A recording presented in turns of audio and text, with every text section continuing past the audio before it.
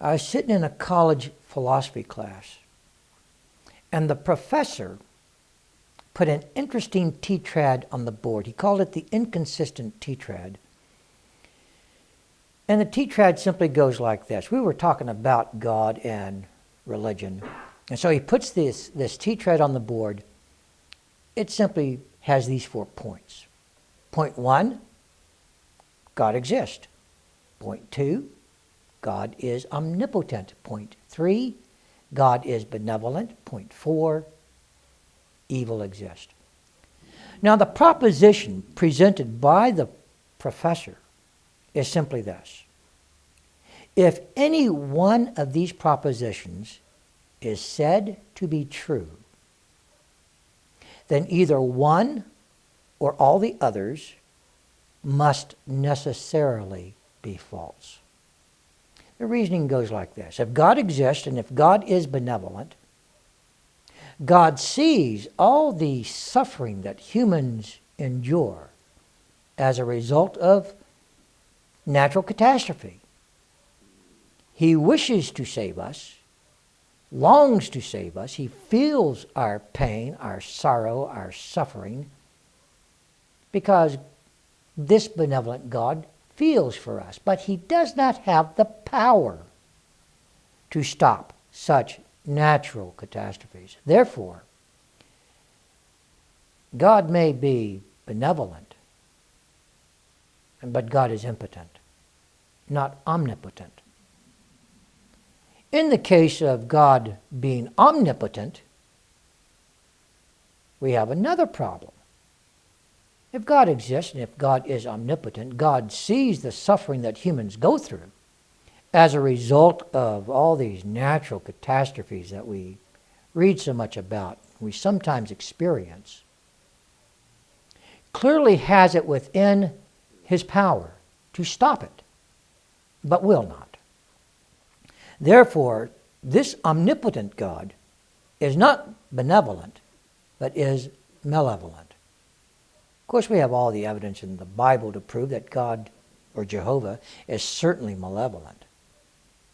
And then we have the third proposition, the fourth final proposition, that evil exists. So the question becomes, which of the first 3 propositions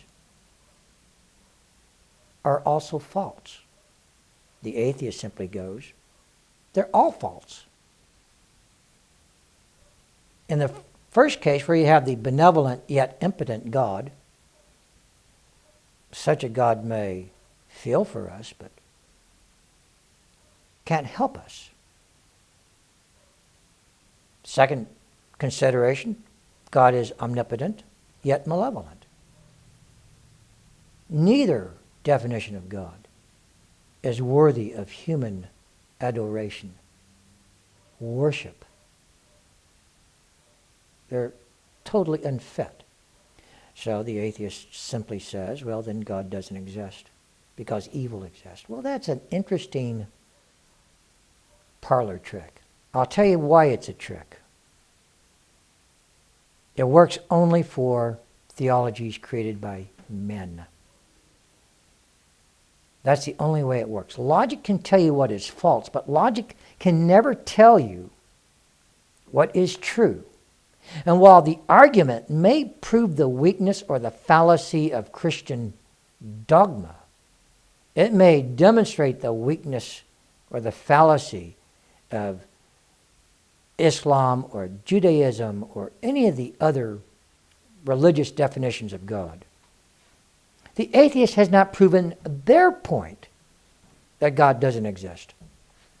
All they managed to do was prove that the current definitions of God simply do not work.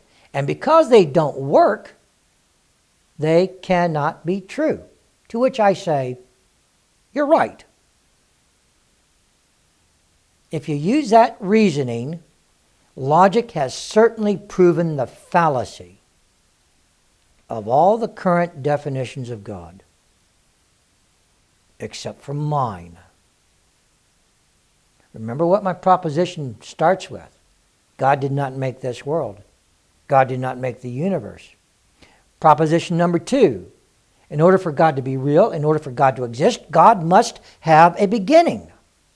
God had to evolve. Well, now that's interesting. The atheist may say, well, you say God's omnipotent. No, I don't. I know something God can't do. Furthermore, God knows it. God can't create a square circle.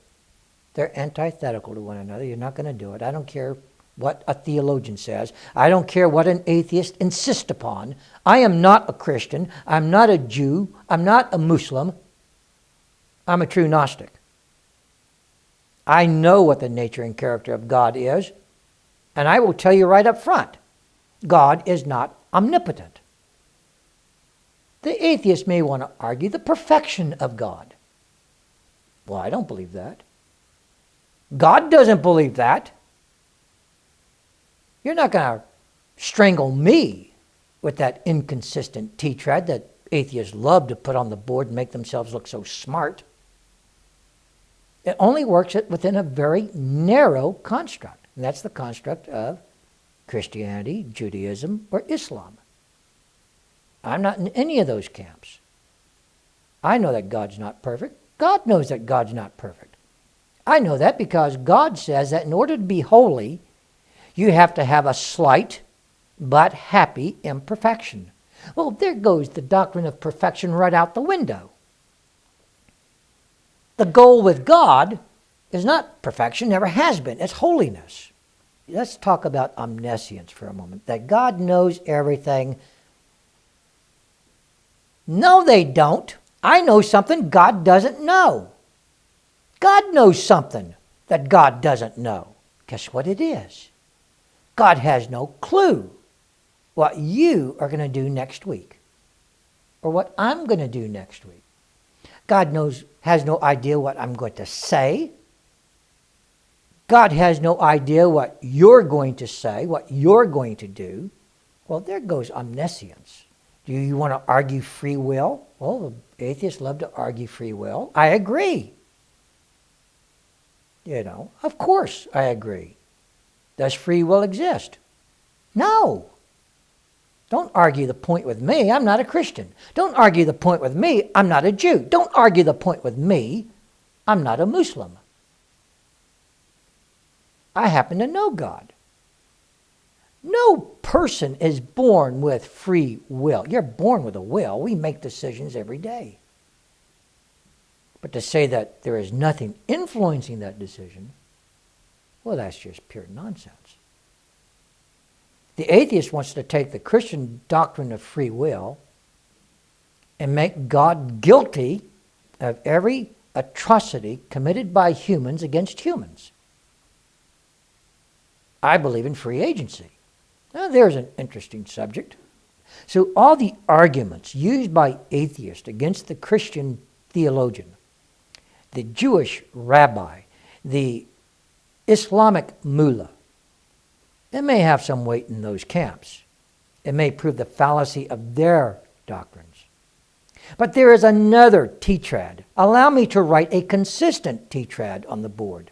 Number one, God exists. Number two, God is wise. Number three, God is holy. And number four, good and evil exist. Because there are a lot more days when a hurricane is not trying to rip apart your house than on those few days when it's trying to do that. There are more days when an earthquake is not trying to tear apart your city than there are days when it's actually trying to do that. There are more days when everything is just fine than those days in which there are terrible tragedies falling upon humanity. Both good and evil exist. The question is not if the fourth proposition is true, then one of the others must be false, so which one is it? That's not the question. The question is, if God exists, if God is holy, if God is wise, if good and evil exist, what's going on? What's it all about? That's the question that should be asked. To understand that answer, you have to know something about mortal life theory.